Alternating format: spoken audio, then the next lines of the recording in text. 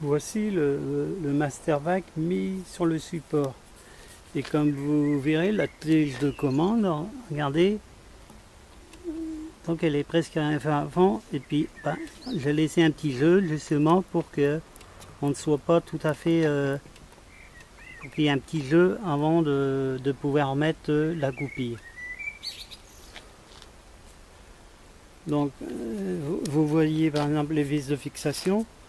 Donc celle du fond, vous voyez, elle est, je ne sais pas si vous la verrez, un agrandissement.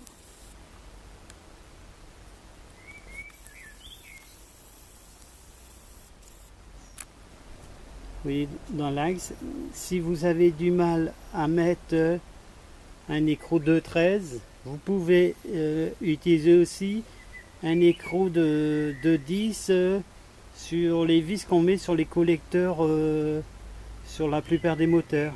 Donc c'est le même filetage, mais c'est un écrou de 10 à la place et ça sera un peu plus aisé pour passer votre clé lors du serrage.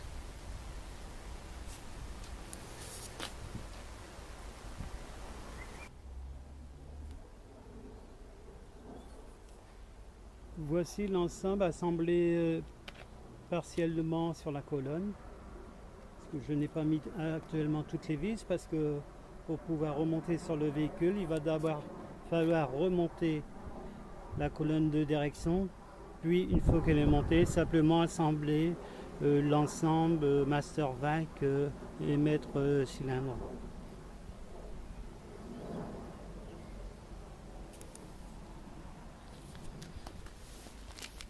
Donc quand vous voyez, c'est pour ça que le décalage a été fait, c'est qu'on doit bien respecter la verticale du bocal de liquide de frein. Sinon, le système sera un peu dévié par rapport à la position dans le véhicule. Voilà.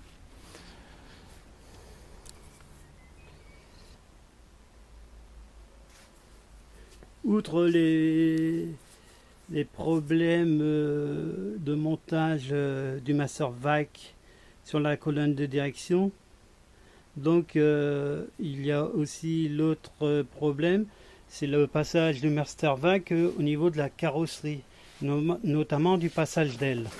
Et donc contrairement à ce qu'on voit sur internet, c'est pas simplement un petit débossage pour passer le mètre cylindre. L'opération est quand même un peu plus compliquée qu'on ne pense, parce que quand vous voyez ci-dessous l'emplacement du Mastervac, c'est pas simplement la tôle qui était déformée, il faut quand même faire une petite découpe pour bien positionner le Mastervac afin qu'il ne gêne ni la colonne de direction et qui s'applique bien sur le support de la colonne de direction.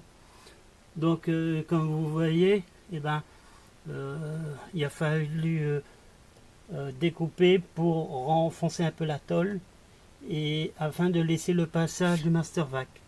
Et concernant à l'intérieur de la doublure d'aile, moi je vais y remettre un support, un cache, et je vais pas m'embêter parce que je vais utiliser le même cache qu'on utilise pour cacher la colonne de direction. Donc je vais récupérer un cache comme ça pour cacher la petite modification à ce niveau là.